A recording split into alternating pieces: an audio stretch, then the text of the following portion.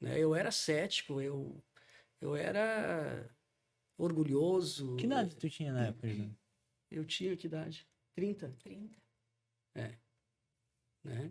E estava bem financeiramente, socialmente, né? Cheio de mim mesmo. O que tu E fazia nessa época? nós tínhamos salões de beleza. Ah, ficou no ramo da família, o salão No de ramo da beleza. família, isso. E temos até hoje lá. Ainda Mas acontece. assim, nós éramos, na época, um dos melhores, né? Então, a gente estava em coluna social, estava em festas, estava nisso e naquilo.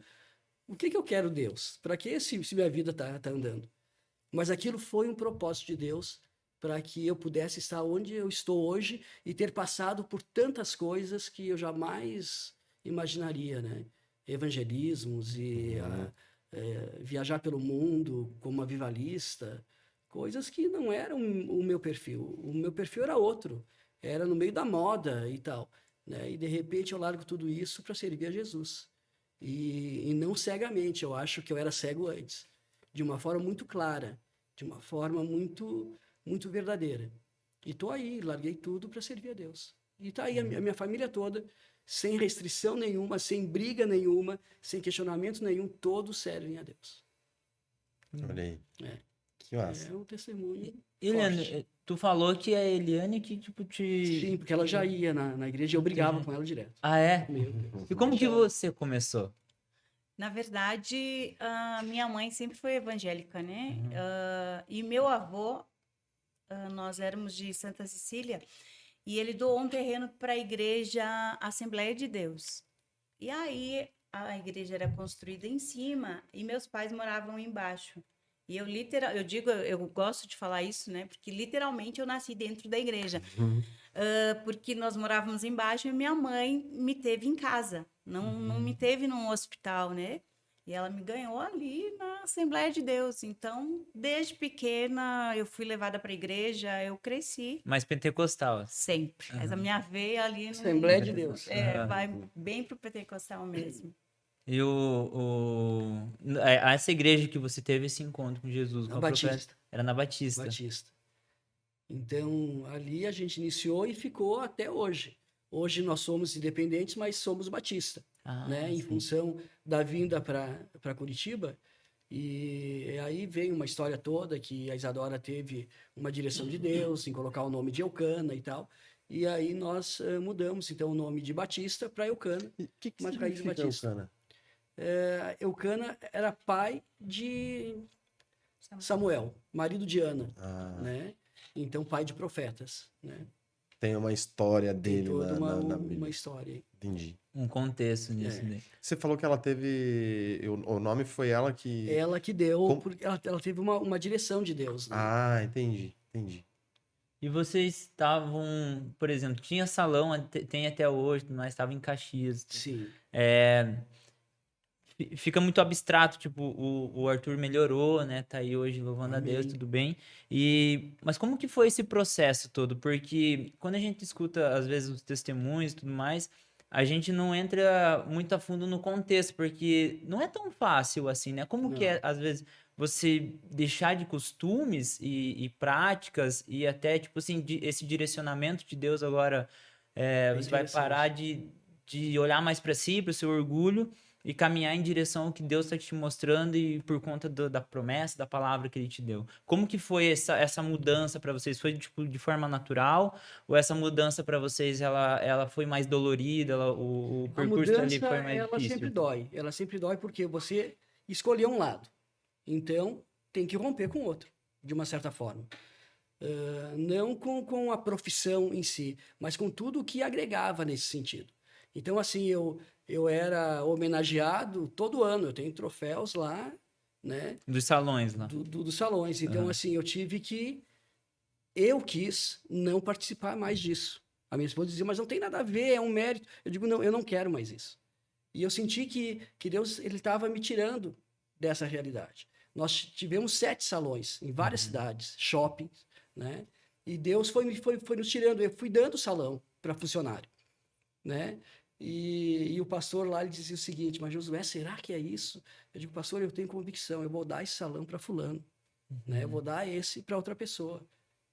Em Torres eu dei para um outro casal. Em Caxias eu tinha 2, 3 salões, dei também, né? Hoje esse salão que nós temos ainda, eu praticamente dei para uma sobrinha, né? Mas tem um nome lá e tal. E além disso, esse monopólio todo ele foi sendo aos poucos desfeito, né? E ficamos com um salão. Foi traumático, foi, mas era uma decisão minha, isso me fazia bem, né? Então, o nosso padrão de vida mudou, né? Mas agora o nosso padrão de vida melhorou, né? Então, por quê? Porque ninguém perde em ganhar com Deus.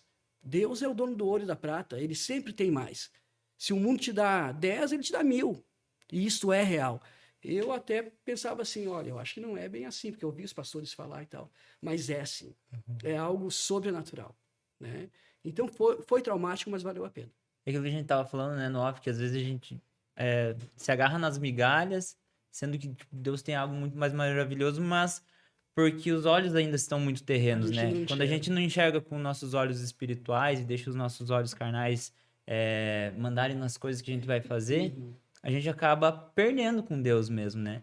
Essa forma que tu fala de você enxergar e depois de todo esse processo, enxergar lá aonde Deus colocou dentro do seu propósito, hoje você se sente muito gratificante. Talvez hoje estivesse com os salões, tava lá e não ia tá tão satisfeito com Deus, né? E dividido, né? E dividido. Mas, bom, o Arthur devia ser pequenininho quando ocorreu toda essa mudança com vocês, né? Sim, ele tinha que idade. Que, na verdade, assim, foi até um pouco antes do Arthur ter esse problema de saúde que a gente foi para a igreja, né?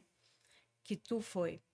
Porque a minha mãe morava em Esteio, que é uma outra cidade. Aí eu fui perseguido. É que tu já eu foi, fui perseguido. né? Ele já avançou Meu mais quando Deus, ele que contou para perseguição. vocês, né? Mas a minha mãe morava em Esteio e a gente ia seguido para lá e tinha uma senhora que toda vez que a gente chegava na casa da minha mãe, ela estava lá no portão, esperando O que eu fiz que essa a mulher gente chegar. E daí ela olhava para ele e dizia assim: Ah, Josué, deixa eu te dizer uma coisa. Quando você se converter de verdade, você vai ser um grande pastor, você vai ser um grande homem de Deus. Deus vai te usar muito. E o pastor José pequenininho, assim. grande.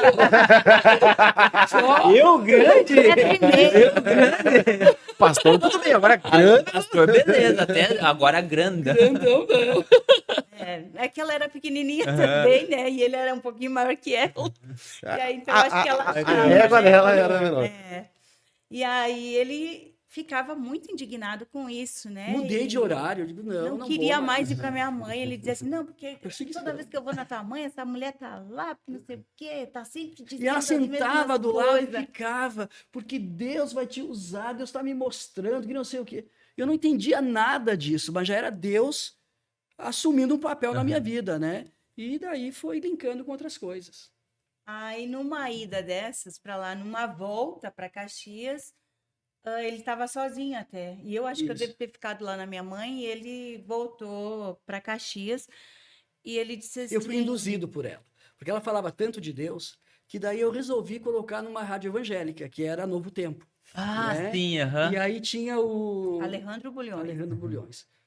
E eu comecei a escutar aquele cara, eu digo, esse cara é muito inteligente, meu, ele fala de uma maneira leve.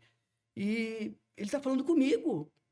Eu acho que ali foi o início de tudo. Aham. Ali rompeu algumas coisas dentro de mim. Começou Mas a eu não entender. ia para a igreja. E a palavra de Deus vai penetrando, né? Vai, é incrível. E eu comecei a simpatizar com o pregador, porque ele era diferente, né? E eu tinha já um estereótipo dos crentes, assim, não, crente é pobre, não tem cultura. E ladrão. Né? Isso eu era o cara, eu era o inquisitor do mundo, né? Aham. Mas aquele cara, ele era diferente. Aquele pastor era diferente. Aquele homem era um homem de Deus. E aí eu começava a falar para Eliane, ela escutava, eu acho que dizia, aí tá indo pro caminho. E daí aconteceu essa história toda com o Arthur, eu fui aonde? Fui buscar uma igreja. Eu agora tava falando, até tava pensando assim, como que Deus gosta de pregar peça na gente? Porque no teu caso, você tinha toda essa resistência, ele Sim. usa uma mulher mais pentecostal pra Meu pra Deus. pregar. Tipo assim, pergunta pra ela, assim, ó, eu opero aqui. Você acabou de assistir mais um corte do Pode Dizer Podcast. Se você ainda não é inscrito, aproveite e se inscreve no canal, ativa o sininho, que assim você vai ser uma das primeiras pessoas a receber o nosso conteúdo. Deixei mais 2 vídeos aqui, um é nosso episódio completo e outro é mais um corte desse convidado. Então aproveita e clica para assistir agora, beleza? Um abraço!